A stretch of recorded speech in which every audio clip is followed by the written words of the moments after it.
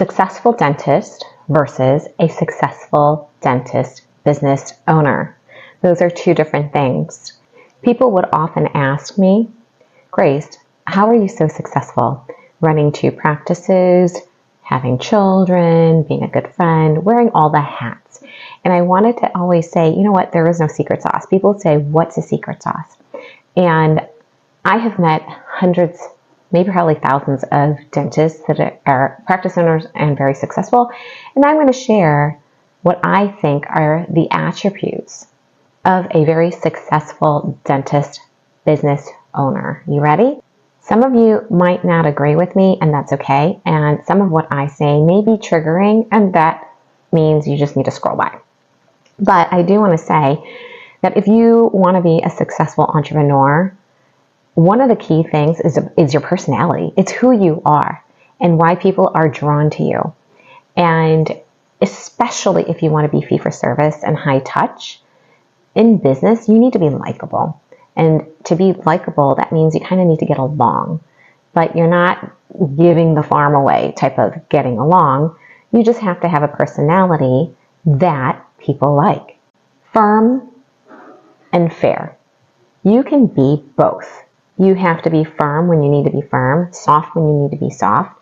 But in all honesty, as long as you're fair, especially with patients and team members, then there's no reason to have people not like you. There's no reason for people to threaten lawsuits. And I really think that sometimes dentists want to be in the right, so much so that they don't think about what is fair.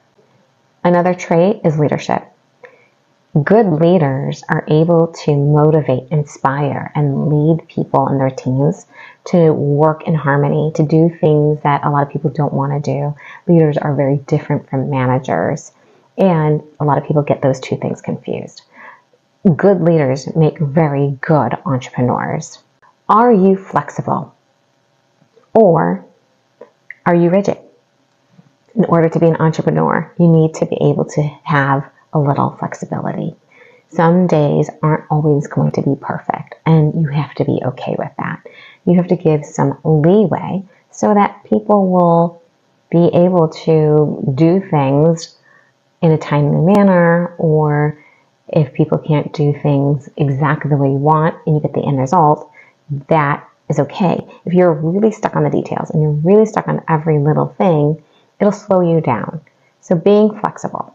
Next, choosing your battles. Are you picking at everything? There are battles and there are wars. Choose wisely. Now, this one is for all the women, and maybe men too. But women being emotional, not all, we can get reactive. And when someone says something or does something, we might fly off the handle. Or it might be the end of the day and you've had a really stressful day and something just kind of at the very end of the day, the straw that broke the camel's back. When you're emotionally reactive, people don't take you seriously, or people might be offended. And I know, I get it. You might be the boss and the owner. However, it's not a good look. Take a step back and remember that you don't have to answer right away. If you feel like you're going to explode, you might want to say, you know what? I'll answer this tomorrow. Can you wait? It's so much better to think about it, vent at home, marinate, and then respond. But when you respond in anger or explosively, it's not a good look. Creating boundaries. That's a really hard one. And again, as women leaders, we have to know when to draw clear boundaries. Boundaries are set in place, and very few people can cross that boundary back and forth with their team. But creating boundaries is important for yourself because it really protects you. It protects your time, protects your energy. With friends, family, coworkers, know how to set your boundaries. And then lastly, 80-20 rule.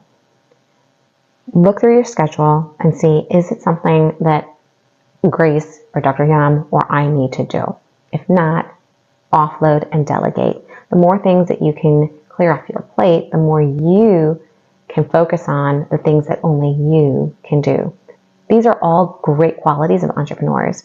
If you agree, comment below. If I've missed something, add it and comment. I'd love to know what you think makes a good entrepreneur.